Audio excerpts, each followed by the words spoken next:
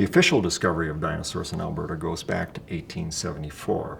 And at that time, George Dawson was going across Canada as part of the North American Boundary Survey. So, of course, he was looking at lands close to what's now the American-Canadian border.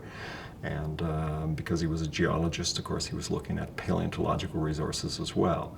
Now, he found dinosaurs first in Saskatchewan, actually, and then in Alberta. And the dinosaurs he found in Alberta weren't much to shake a stick at. I mean, there were isolated bones and so on, but they were along the Milk River. And it's very interesting because, of course, in 1987, we were working in the same area as Dawson worked in 1874, and we found the first babies of dinosaurs in eggs in land that he had probably walked across. But at that time, of course, they weren't looking for little tiny pieces of eggshell. They were looking for big bones that would tell them what kinds of animals were there. But it's possible that in 1874, he might have actually discovered the first eggs with embryos in them.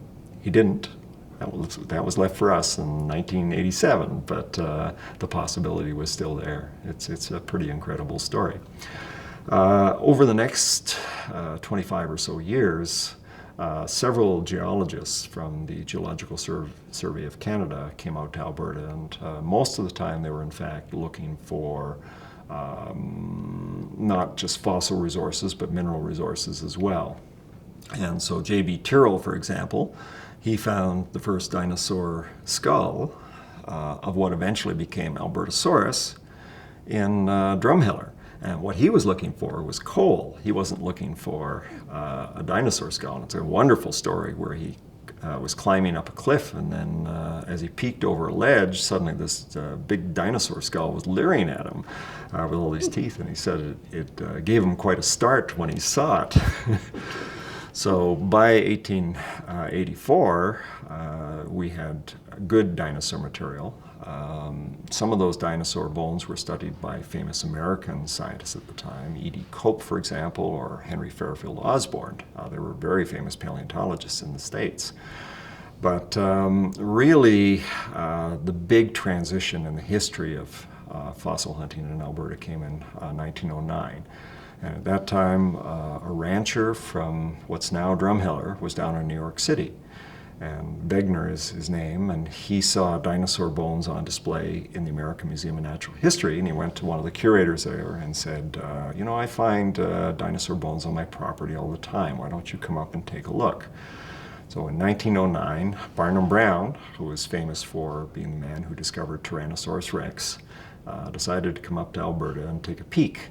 And he was so impressed that in 1910, he mounted a full expedition and came back to Alberta and floated down the Red Deer River. And this year we actually did a scow trip where we floated down the Red Deer River in a boat that replicated his boat, his scow. And we also celebrated the discovery of the Albertosaurus bone bed, because that was the very first site that Brown discovered in 1910. Brown, of course, was very successful. He was a very famous dinosaur collector in the United States before he ever came to Canada. He wrote back to his bosses in New York that this was the best dinosaur site he had ever seen in his life. And he was shipping out up to 4 boxcar loads of dinosaurs in a season to New York City.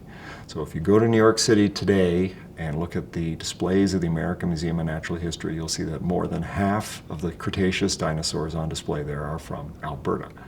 And it's probably our greatest advertising anywhere in the world, because more than 3 million kids a year go through that gallery and see these are from Alberta. And the Canadian government at the time started getting pressure from Canadians, because Canadians were starting to get a little bit upset that so many dinosaurs, in fact, were being exported and taken to the United States.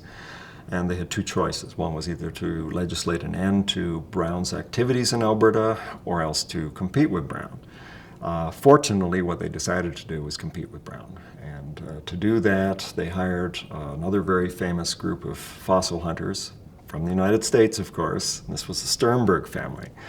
And Charlie Sternberg and his 3 sons came up here and started collecting dinosaurs, first for Ottawa for the Geological Survey and what eventually became the National Museum of Canada. But Levi Sternberg ended up working for the Royal Ontario Museum, was responsible for the big collections of dinosaurs there. George Sternberg worked for the University of Alberta, and some of these dinosaurs were collected by George Sternberg back in 1930. Or actually not 1930. He prepared them in 1930. He collected them in 1920 and 21. And finally, the third Sternberg was also Charlie Sternberg. He continued to work for the National Museum of Canada until he retired. So the Sternbergs had a huge influence on the numbers of dinosaur specimens collected in Alberta. By the time the golden age of dinosaur collecting in Alberta had ended, and this ended because of the First World War and the Great Depression, at that stage, so many dinosaurs had been taken out of the province that they ended up in more than 30 museums and universities worldwide. So you can go to London or Paris or Buenos Aires or Rio de Janeiro, and you can see original specimens of Alberta dinosaurs were collected back in that golden era.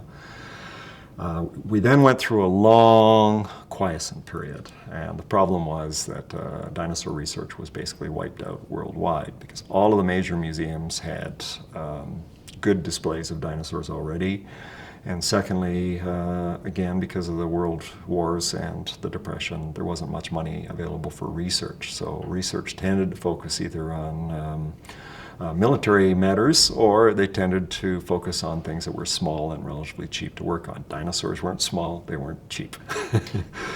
And as a consequence of that, for a long time people thought that there really were no more dinosaurs in Alberta.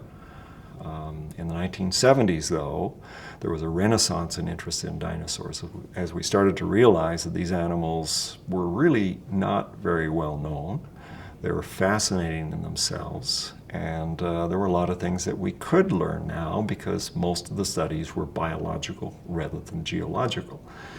And so with the resurgence of interest in dinosaurs,